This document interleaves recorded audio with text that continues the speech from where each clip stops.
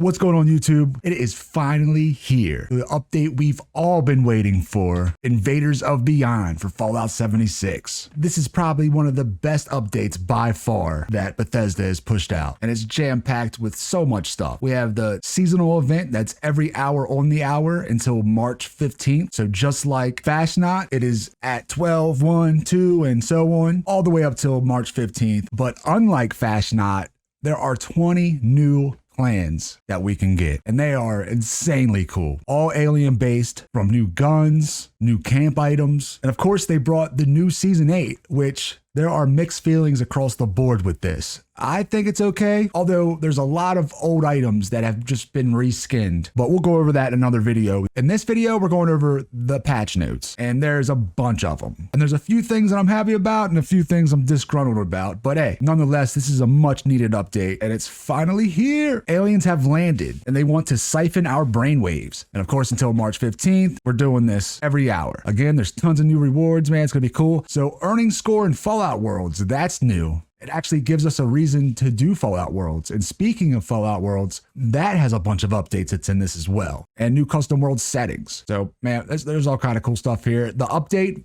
it wasn't a very big update. So it ranges, what, from 10 gigs to 18 on PlayStation, PC being the smallest and PlayStation being the highest, the most. They may have put some stuff in the game and just hit it, just had it ready to roll. The event itself is fairly simple. Each siphon is protected by a force field. There's 3 of them, and you take out all the aliens that spawn around it. Once you defeat the aliens and defend it long enough, it draws out the commander for each siphon. Force field will drop, allowing you and everyone else to destroy the siphon, which finally lead on to the boss, which is like a general, and you take him out, and then you get, of course, legendary items, new plans, all kind of cool stuff. Not only is there the hourly event, but even after that event is done and gone, there are at least, I think, 20 random encounters that they've added, which kind of bring this event to life and kind of make this feel more real to Appalachia. Of course, Season 8, new scoreboards, rewards, and more. Each rank purchase, so rank purchasing improvements. You can now buy numerous rank ups with atoms all at once instead of just hitting them one at a time. So for those that don't play like that, you're pretty busy. Not everyone can grind out the scoreboard like some. Not everyone wants to sit there and keep ranking up over and over. So this is helpful for those players. Fresh radio plays.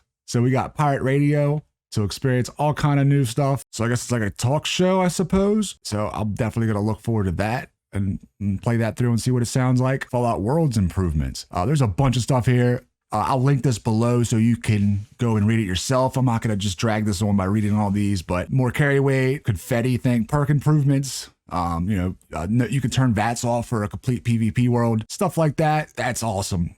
So you can have a straight PvP world. Additional changes and improvements, invisible backpacks. So we can hide our backpacks now. So I guess if you want to, for more of the roleplay aspect, so you don't have to look like you have a backpack on. So that's all right. If a NPC is invulnerable, they added a shield to let you know that they are invulnerable. So that's cool. Minerva got updated. She has gotten tons of new items. I'm looking forward to seeing what she has. I'm not exactly sure what they are. For those of you that were doing the over budget camp glitch, if you are over budget, you are extremely limited on the actions you can take. Your fast travel, you can't go anywhere. So fast travel acts like you're over encumbered. Your camp object placement, rearranging, storing, slow slot swapping, everything is limited. So if you're over budget, you're pretty much going to have to just destroy everything. So that'll help with server lag immensely. They've reduced the stim pack weight by 25% and reduced their prices by 25% as well. So that's pretty cool. They're probably not going to sell for as much. Less stim pack weight is all right. And they already get reduced with the traveling pharmacy perk card. So they're going to be even lighter. So I'm looking forward to that. Moving on to actual bug fixes. A lot of these are just small little fixes that most of us probably never even noticed. So the player's ankles no longer stretch in odd ways while wearing the Hellcat field gear outfit. It's something I never really noticed. They fixed a bug with the railway rifle,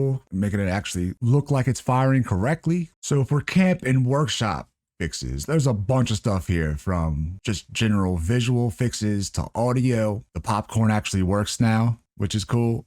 That's something I didn't really notice before. Items that you've gotten recently actually appear in the new tab and don't go away right away when you log out. So that's helpful if you want to find something later. at least for a couple few days. I'm not sure exactly how long they stay in there. There's a ton of just little fixes here. Again, I'll leave the link below. You can go check it out. But I just want to go over the larger fixes and updates. Upper level flooring pieces no longer clip to the Enclave camp walls. There's always some kind of issues building camps. All right, moving on to challenges. Brotherhood Recon armor plans now correctly progress lifetime challenges that require the player to learn ammo plans. That's pretty cool. Oh, and the repeatable under rank 100 now correctly available at rank 99. That's another thing I didn't really notice was going wrong. Maybe it appeared later. I'm not really sure. Pass the Buck has been removed from the list of sub challenges. They also need to, which I haven't seen so far, is fix where it says you'll sometimes get a join a building team to get some score challenges. And I've seen that numerous times, as well as like Fashnot being on too early, complete a Fashnot challenge. So hopefully they'll review the challenge rotation in the future. Again, that's just such a small thing. It's not that big of a deal. So something much larger, the combat. So your elemental resistances actually calculate correctly. So our energy and elemental weapons are producing much results. You have a laser rifle or anything that does energy damage and some type of elemental damage, it will correctly calculate and put out what it's supposed to. Enemy health, rubber banding that could occur using high rate of fire weapons has been fixed. And that's something I've noticed, especially with a boss or really any enemy. So that's cool that they went about fixing that. The floating damage numbers, armor penetration is now correctly factored in. The floating damage numbers aren't always to be trusted. That can vary big time. That's still something I want to say probably hasn't been completely fixed, but we'll have to test that out. VATS players can now use VATS to target hit. Oh, so you can now finally VATS grenades. I know before you could VATS them and it would just say 0%. You could never actually hit them. You could target them. You couldn't actually hit them and blow them up. Daily ops bosses. Oh, so addressed an issue that could cause daily ops bosses to flee from players. Yeah, they would actually take off from you and act like one of those seasonal mole miners that just take off and run from you instead of attacking and fighting back. Kind of silly. Fusion cores from the ultrasight Gatling laser now appear in the contextual ammo rewards granted after completing daily op. Okay, so it actually shows the fusion cores now. It's all right. I never really used the ultrasight Gatling laser, so that's not something that I really noticed. Opening the quick loot menu by hovering the crosshairs over a dismembered enemy corpse no longer causes that enemy's limbs or clothing to disappear or to reappear. Yeah, that's not something I really noticed before. Corrected an issue that allowed human enemies to attempt to enter sets of pre-placed armor. That's kind of funny. That'd be funny to see. Scorched Mothman now correctly take bonus damage for weapons with the Zealot's legendary attribute. Okay. Wild Mongrels used to, when crippled, just stare at you instead of attacking. So that's been fixed. That's an interesting fix. So this is one of the big ones that I'm honestly very guilty of abusing in the past. So you would nuke Colossal Problem, and if you nuked the Queen, it would spawn Colossal Problem again. So you would get a 2-for-1 nuke. So that has been fixed. I mean, that was good while it lasted. You would essentially get 5 bosses with 3 nukes. As most of y'all probably have seen that happen too many times. Even if you're a low-level player and just don't even do nukes, I'm sure you've seen both those events pop up at the same time and be confused. But that has been fixed. You can no longer just quickly kill the Queen and run the Colossal Problem, which is okay. I'm glad they're actually fixing some things. So they fixed something with Valdez and some of the main quests. They become stuck. That's something I never really saw myself. So they fixed something so they fixed the sneaking and campfire tales. Apparently Scout Leader Penny no longer plays placeholder voiceover from one of her lines during a boss fight. So that probably makes it a little bit more realistic. Free range. Players now correctly earn rewards after free range. So that's cool. I've never really noticed that. But then again, I guess you wouldn't if you weren't receiving the correct rewards. You would just think you're getting what you got. So, an ultrasight ore that spawns during the event is now correctly mineable. Hopefully they fix that everywhere. With the one bug that they patched where you would pull ultrasight ore and it would spawn scorched, you could never actually mine the actual ore. So I'm glad they actually came around to fixing that. Oh, so you can kill the Night Stalker barehanded. That's an objective. You can use explosive and thrown weapons. So, okay, so those are pretty cool. Overall, pretty cool updates there. Fallout Worlds. So this is another section I won't, like I said before, I won't get too deep in. I know I took a little bit of time on that last one, but they've added all kind of cool things to make it more enjoyable, really,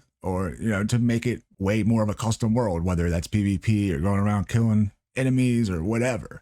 Definitely some cool stuff, like turning off VATS or increasing your carry rate an immense amount. So overall, pretty cool stuff. So Bethesda is making it like it's a big thing, but I mean, to me, it's just something slight. At least it's cool that they're putting a little bit more effort there. So Lunchbox XP buff will no longer become out of sync with the server. That's pretty cool. Corrected the description of toxic goo to clarify the actual amount of rads the player will be taking after consuming the item. I know it's a lot. I use toxic goo all the time as my Bloodied build. I want to say it's like 45. So I'd have to check what it is now. 45s and cannonballs now drop more consistently with other ammo types. Okay. So the exploits that they fixed. These are some big ones here. So addressed an exploit that allowed players to activate multiple aid items simultaneously. So they would stack a bunch of, basically, I believe this is where they would use the lag switch. So that's actually good because that was making folks, especially in PvP, really these following two would make folks in PvP stupid OP. Addressed an exploit that allowed players to repeatedly and rapidly stack aid item buffs. So between these two, and I believe they were stacking power armor as well. So hopefully that fixed all that and made PvP fair, because it's hard to go up against somebody that isn't taking barely any damage because they've stacked a bunch of aid or their power armors. Addressed an exploit that allowed players to significantly increase a weapon's magazine size. That one, sometimes they'll fix something and it's not actually fixed. So I have to actually go see with that. I have a feeling that isn't completely accurate. Again, we'll have to see. Oh, so the Covert Scout armor mask no longer prevents the chameleon mutation from triggering, so that's cool. I'm sure that was obnoxious. The Fireman and Captain Cosmos helmets now correctly prevent negative effects from airborne hazards. Okay. As it should with the Fireman helmet. That only makes sense. Attack with automatic melee weapons like the Chainsaw, Drill, Ripper now correctly drain action points. And those, especially those kind of items, they're getting corrected because there's an upcoming update that's going to make those items much stronger, and I'm looking forward to that in one of these seasonal updates in their roadmap, which we'll definitely cover later on. Being melee attacks by another player while wearing burning, electrified, frozen, or toxic legendary power armors will no longer trigger PvP. That's interesting because a lot of people specifically abuse that to kill you. Like they'll hit you, especially with your mutations. Like there's some mutations that will, when you strike somebody, it'll just zap you or poison you, and which basically trigger a PvP. So a lot of people have to run around with passive. So I wonder if they actually fixed the mutation one as well. I guess we'll have to see that. They fixed the fusion core. Removing a fusion core made that jetpack appear to float near them. Yeah, so some more visual glitches. The Rusty Knuckles power armor mod now correctly adds damage when applied to only one arm rather than requiring both arms to have the mod. Okay. So yeah, they just fixed a bunch of power armor issues. The Alien Blaster now correctly deals damage to enemy limbs that it hits instead of damaging limbs at random. Okay. And one thing I have noticed since I've been playing today, since it came out, you actually get a level 50 Alien Blaster now instead of the level 21 that you pick up. You can actually craft them and you can mod them. They're actually going to be useful. So that's exciting. Also, you can aim down the sight with a weapon that has a scope attached and no longer interrupts jetpack use. So you can be jetpacking and aiming down with a scope. So 360 no scopes with a jetpack. Yes, sir. Better watch out for them, folks. Gatling weapons no longer reset their windup times if a player attempts to fire immediately after they stop aiming down the sights. Okay. Guns that use cores as ammo, like the Gatling Plasma and Gatling Laser, no longer spawn with the quad legendary attribute. Well, all right. Seems like that was necessary as well. Alien Blaster rounds should now drop from all contextual ammo sources. Okay. Because before you can only get them from Daily Op, really, or going to pick them up at some random bunkers around the map. The Alien Blaster is just something I just discovered kind of recently, and I'm almost level 1000. So I've been playing for a while. It's just something I never really messed with. I mean, it's also only been a level 20 weapon for the longest time. So now it's actually useful. I'm excited. I might even make a pistol build. We'll see. And now you can throw grenades while sprinting. That's going to be interesting. Might make them useful. Who knows? And the Plague Walker mutation now correctly deals damage to enemies within the area effect. Okay, it's one of those ones that actually trigger a PvP match. So I don't really use them. Oh, and Daphne and Maul's camp items no longer become partially destroyed because others couldn't be partially destroyed. So that's good that they kept it consistent with others. Again, not something I really noticed. And they fixed some performance and stability issues. Fixed an issue that could cause duplicate items to appear in the player's Pip-Boy and result in a client crash. Consuming 8 items in rapid succession no longer cause... Oh my gosh, they fixed this. This is one of my biggest issues recently. Consuming 8 items in rapid succession no longer causes the client to freeze or crash. This is something I dealt with at least 10 times a day. Like, because I'm just quick in the Pip-Boy anyway. I move around. If I'm drinking some water, I'm spamming some water. And I can't tell you how many times I've been kicked because of this. That's probably one of my favorite fixes yet. Fix the client crash that could occur while playing on a team. Yeah, I'm sure that happened all the time. Address the server crash that could occur during combat. So cool. Fixing some crashes. All of us are happy with that. So some perk cards, cap collector, something I already messed with. Commando, automatic fire critical hits now work properly in VATS when Commando perk card is equipped. Okay. I'm not exactly sure what they mean by correctly. I don't know if it was doing more or less. Something we'll have to play with. And they've fixed the daytime perk effects. Perk cards that activate between 6 and 9 p.m. now correctly work when the player is in an instance location. Okay, that's awesome. I've only really used, I guess, Mr. Sandman, which increases your damage at night. So that's not something I've noticed, but that's good that they're fixing some perk cards.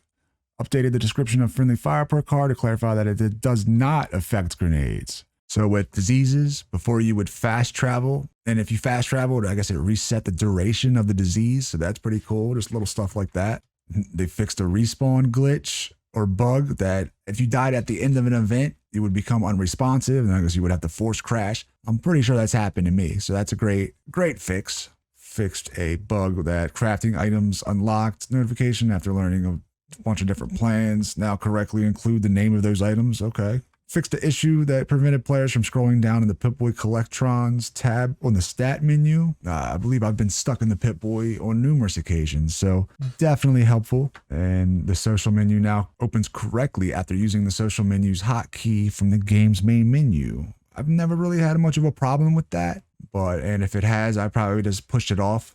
So that's neat. Another little fix that will just make everyone's experience much better. And of course, they addressed the exploit that enabled players to repeatedly disarm pre-placed traps. And that is something I heard that a lot of players were doing and abusing. So that was one of like the XP glitches that people would put out, or getting a bunch of junk and stuff like that. So they finally have fixed that, which I thought they did in the past, but I guess apparently not.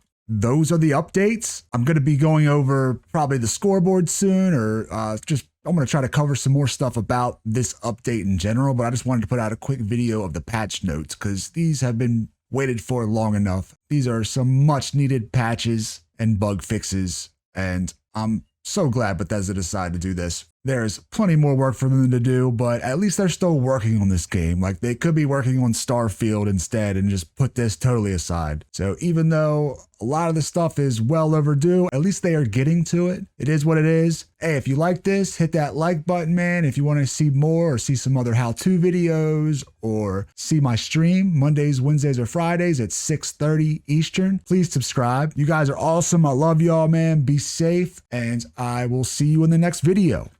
Peace.